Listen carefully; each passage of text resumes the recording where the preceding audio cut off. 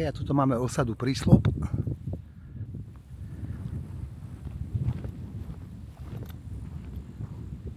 Čiže Prísľub.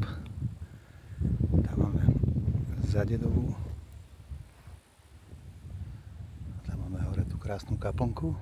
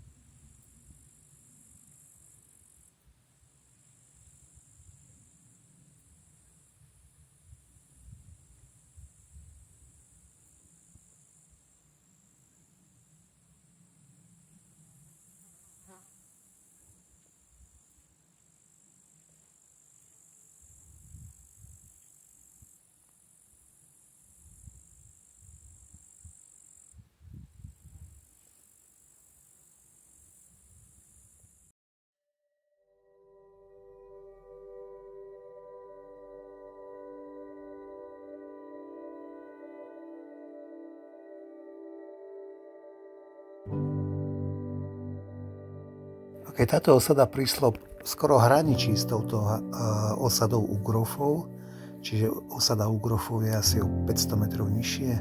Išiel som sa tou cestou od Prísľubu teda pozrieť a našiel som nad tou osadou ešte dva spadnuté uhoreté domy, ktoré patria osade Ugrofov, a na inom videu dedikovanom tej osade Ugrofov som ešte o tom nevedel. Čiže to sú pozostatky z tých domov.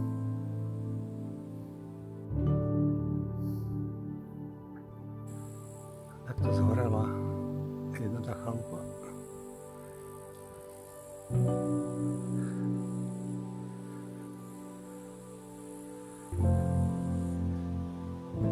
Tam dolu sú už tie chalupy Ugrofov.